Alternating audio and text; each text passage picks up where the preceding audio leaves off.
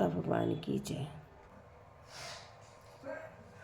कृष्ण भगवान ने श्री कृष्ण भगवान अर्जुन से कहा कि हे आत्मा, हे अर्जुन, ये आत्मा अजर अमर है, ना तो आग जला सकती है, ना पानी को भिगो सकता है, ना हवा इसे सुखा सकती है और ना ही कोई इसे काट सकता है। ये आत्म आत्म अविनाशी है, इसे विश्वास करो कि इसे कोई नष्ट नहीं कर सकता है।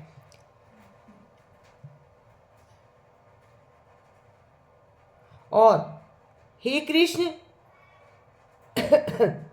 अर्जुन पूछ रहे हे कृष्ण मैं क्या करूं? तो श्री कृष्ण भगवान कहते हैं हे अर्जुन,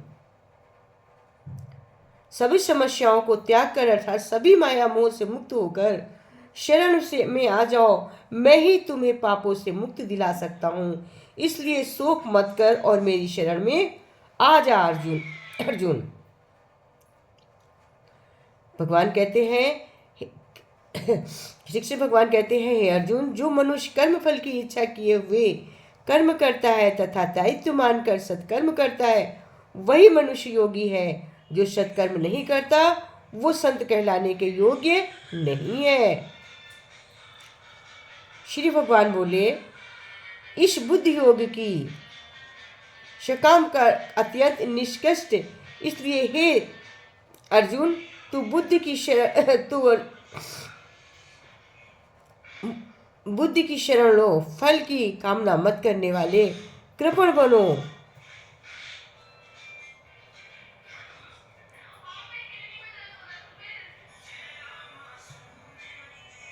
रणभूमि कुरुक्षेत्र में भगवान श्री कृष्ण ने अर्जुन से कहा, रणभूमि में कुरुक्षेत्र में भगवान श्री कृष्ण ने अर्जुन से कहा कि ये सृष्टि ईश्वरीय संयमों के अनुसार चल रही है और इसके चक्र को रोकने में मनुष्य असमर्थ है।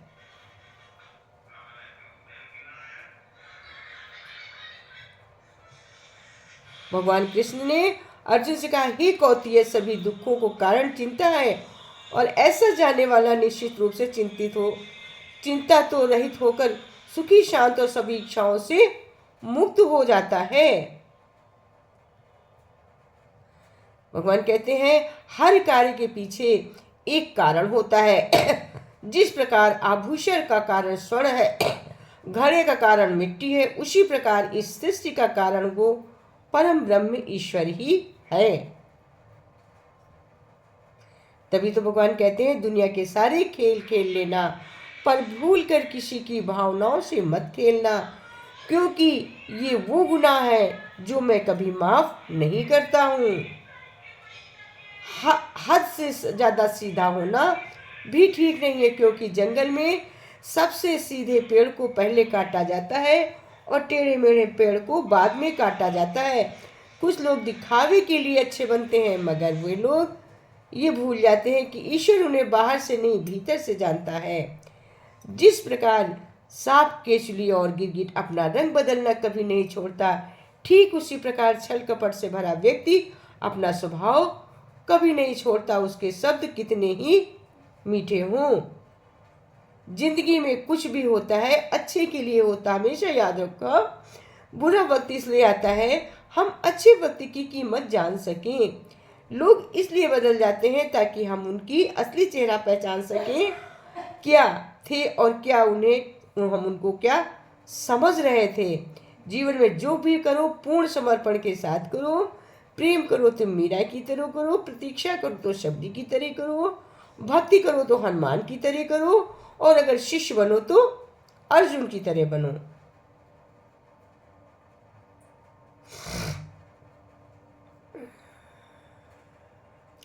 कहते हैं मुंह खत्म होते ही खोने का डर निकल जाता है, फिर चाहे वो वस्तु हो, दौलत हो, रिश्ता हो या जिंदगी हो।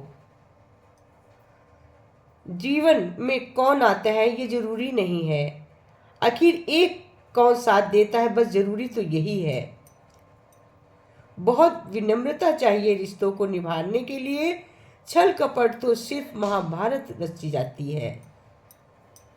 कष्ट के घाव से भी अधिक दुखदायी होता है लोगों का झूठा लगाव।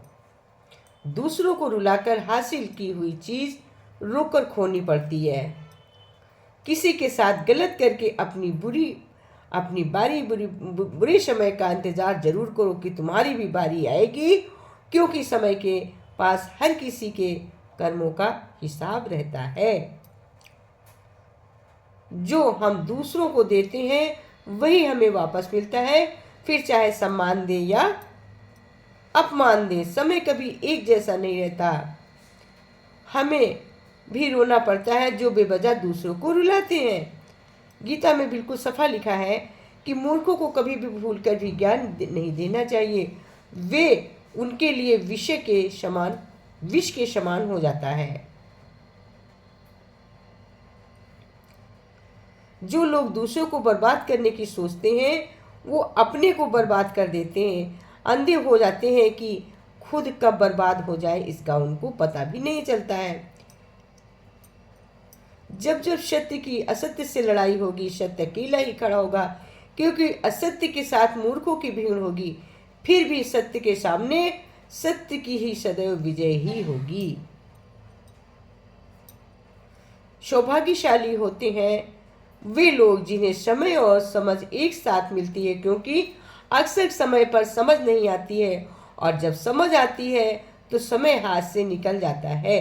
भगवान कहते हैं, कृष्ण भगवान कहते हैं कि माँ कभी साधारण नहीं होती है, वो तो परमात्मा के बाद वो शक्ति है जो खुद मौत की गोद में जाकर एक जिंदगी को जन्म देती। इसलिए माँ को का सदैव सम्मान करना चाहिए। ऐसा काम करो कि हर कोई दुआ दे। दुआओं का कोई रंग नहीं होता, लेकिन जब ये रंग लाती है तो जिंदगी रंगों से भर जाती है। जो मन शुद्ध और वैर भाव से मुक्त होता है, विपत्ति आने पर उसे किसी का साथ ना भी प्राप्त हो तो ईश्वर के साथ की शक्ति किसी न किसी रूप में उसके साथ अवश्य होती है। तेरा मेरा करते करते एक दिन चले जाना है, जो भी कमाया है यहीं रह जाना है। कर ले कुछ अच्छे कर्म, साथ नहीं तेरे जाना है। रोने से तो आंसू भी पराए हो जाते हैं, लेकिन मुस्कुराने से पराए भी अपने हो जाते हैं। मुझे वो रिश्ते पसंद हैं जिनमें मैं नहीं हम हो। इंसानियत दिल में होती है, हैसियत में ऊपर वाला कर्म देखता है, वसीयत नहीं देखता है। जीवन में जब भी हम खराब और दौर से गुजरते हैं तब मन में ये विचार जरूर आता है कि परमात्मा मेरी परेशानी देखता क्यों नहीं है, मेरे दुख क्यों नहीं कम करता। पर याद नहीं, जब परीक्षा चल रही होती है तो निःशुल्क शिक्षक मौन रहते हैं। सौभाग्यशाली होते हैं जो लोग जिन्हें समय और समझ एक साथ मिलती है, क्योंकि अक्सर समय पर समझ नहीं आती है और समझ आती है तो हाथ से समय निकल जाता है। तभी तो कहते हैं कोई जगह न तुझसे खाली है, तू व्यापक डाली डाली है। जिसके साथ भगवान है उसका कोई क्या बना बिगाड़ सकता है। उसका तो हर समय अच्छा ही अच्छा होगा, क्योंकि वो एक ही निष्ठा एक ही भाव में बैठा है। भगवान उसको हर पल सुनता है। भी ये है गीता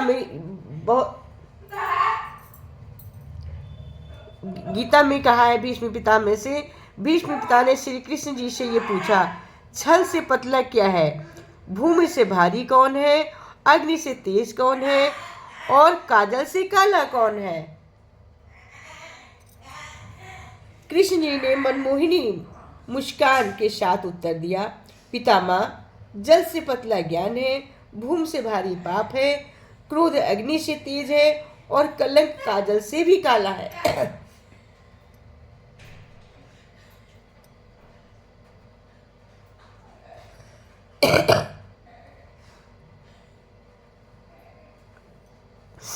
भगवान कहते हैं जब जल गंदा हो तो उसे हिलाते नहीं है, बल्कि उसे शांत छोड़ देते हैं, जिससे गंदगी अपने आप नीचे बैठ जाए।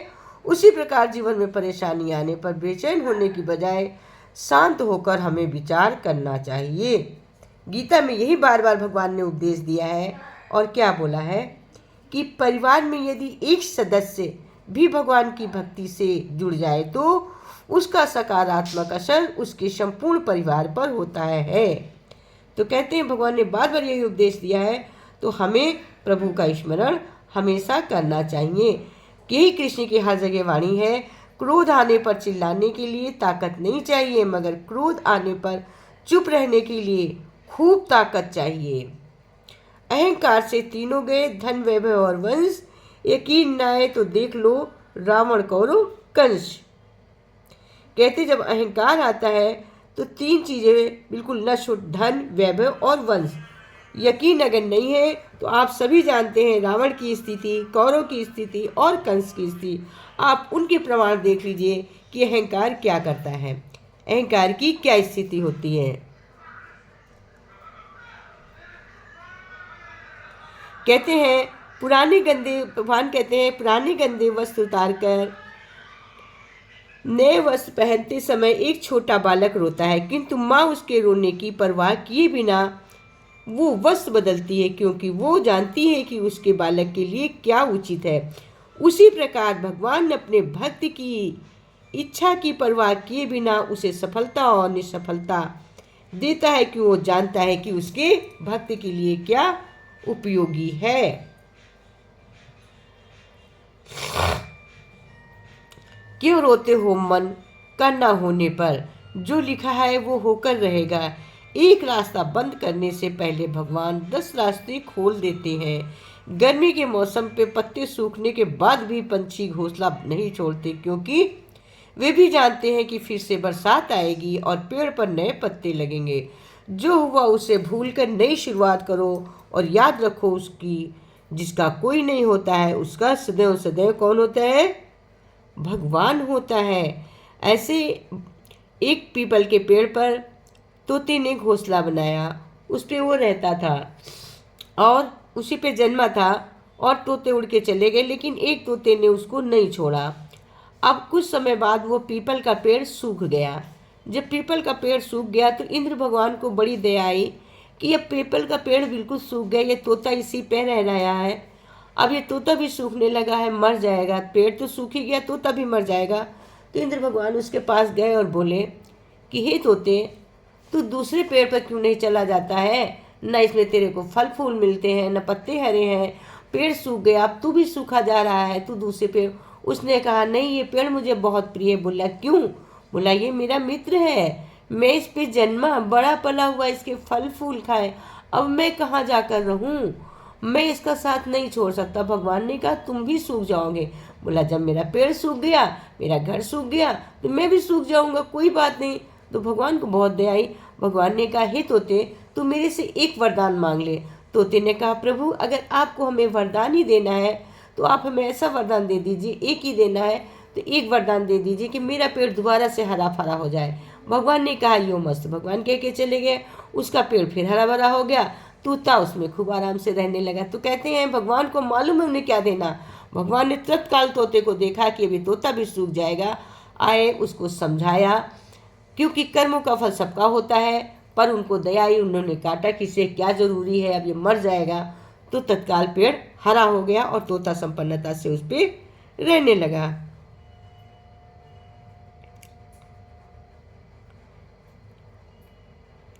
बड़ा प्यारा सा दृष्टांत है। एक माँ अपने बेटे पर सर पर बंदूक तान कर बोली, इसमें असली गोली है, मगर इसे चला दूं तो तेरी जान चली जाएगी। बेटा हंसने लगा और बोला माँ मुझे डर नहीं लगता है। माँ ने कहा क्यों? बेटे ने कहा तुम प्यार जो करती हो मुझसे ऐसा कर ही नहीं सकती। माँ ने कहा बेटा जब मैं ऐसा नहीं कर सकती, सोच उस पर, ऊपर वाले पर, जिसने हमें जन्म दिया है, वो हमारे साथ कभी बुरा नहीं करेंगे। जिंदगी में कैसा भी समय आ जाए उस पर विश्वास हमेशा रखना, उससे विश्वास कभी नहीं हटाना। मैं आपकी माँ होकर तो मेरे जो सभी के माता पिता हैं वो कभी किसी का बुरा अंचित नहीं कर सकते। ये ज्ञान हमें आत्मज्ञान से ही आता है, हमें गीता से किसी के अंदर पढ़ने सुनने आता है, सत्संग करने से ही आता है। कि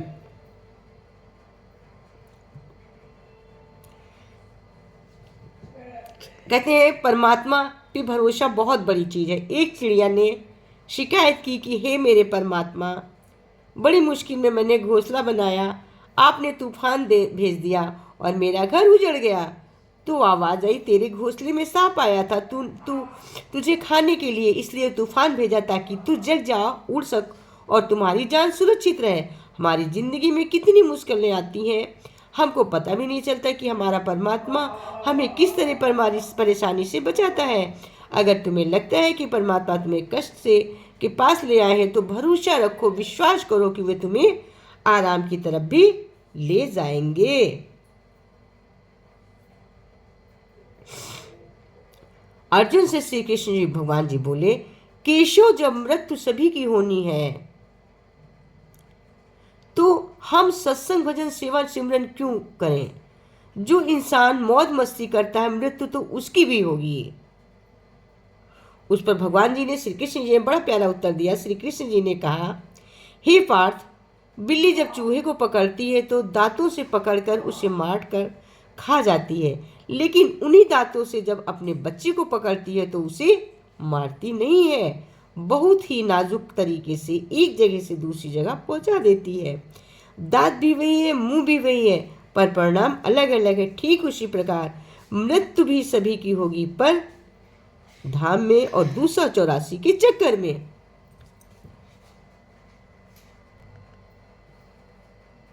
कहते, एक संत के पैर में कांटा लगा गड़ा, तेज खून बहने लगा। संत वहीं बैठे ईश्वर को धन्यवाद देने लगा।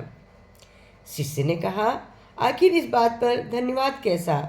संत ने कहा, इस जंगल में शिकारी आते हैं, यहाँ कोई फंदा भी नहीं हो सकता था, लेकिन ईश्वर से मुझे बचा लिया। ये सुन शिष्य मौन हो गया। संत ने कहा, बेटा, हर परिस्थिति को देखने का नजरिया होता है। अगर लोग अपना नजरिया बदल लें तो उसके जीवन में दुख पल भर में खराब गायब हो सकता है, लेकिन लोग दुख के पीछे छिपे नए रास्ते को नहीं देख पाते। अपने नजरिए को बदले बिना सारी उम्र दुखी होते हैं। नजरिया बदलने का जीवन बदल जाता है। कि अगर वो आगे जाता, इसका सिद्धांत ये है कि अगर वो आगे जाता तो कहीं शिकारी पकड़ लेता, इससे अच्छा कांटा लग गया, अब वो चल नहीं पाएगा तो वो वापस आ जाएगा। और थोड़ी बात देखा कि आगे जो व्यक्ति गए थे उसको शिकारी मार रहा था, गोली लगी और घायल हो गया। तो बोले, हमने तो इतनी ही कांटे से बच गए, देखो आगे गोलियां चल रही हैं, वो घायल हो गया है। तभी तो कहते, गुरु कहते हैं, कृष्ण भगवान कहे कि गुरु की शरण में जाना सर्वोत्तम होता है। मूर्खों के आगे बुद्धिमानी की बात करो तो मौन रहो, क्योंकि उसके पास उतनी बुद्धि ही होती है कि किसी बात को नए सिर से समझ सके। उन्हें लगता है कि वो जिन बातों को सही मानते हैं केवल वही बातें सही हैं, बाकी सब गलत। इसी वजह से उनकी बुद्धि एक जगह अटक जाती है। ऐसे लोग दिन में रात कहें तो रात को दिन कहें तो दिन, उन्हें सफाई बिल्कुल मत दो।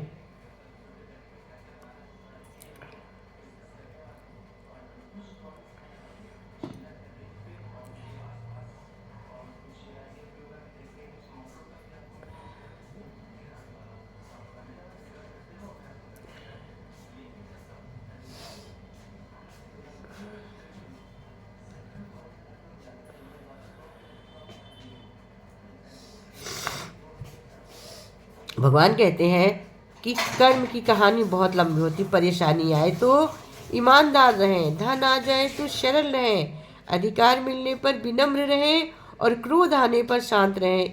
यही जीवन का प्रबंधन कहलाता है।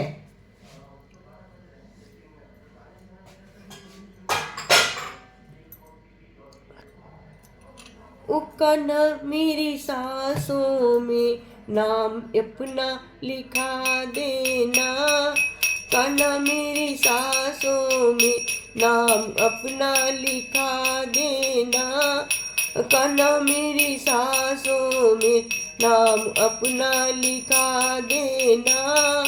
फिर जो जन्म लूँ मैं मुझे मुरली बना लेना, फिर जो जन्म मैं लूँ मुझे अपना बना लेना, कना मेरी सांसों में नाम अपना लिख देना। फिर जो जन्म लूँ मैं मुझे मुरली बना लेना, कना मेरी सांसों में नाम अपना लिखा देना। यही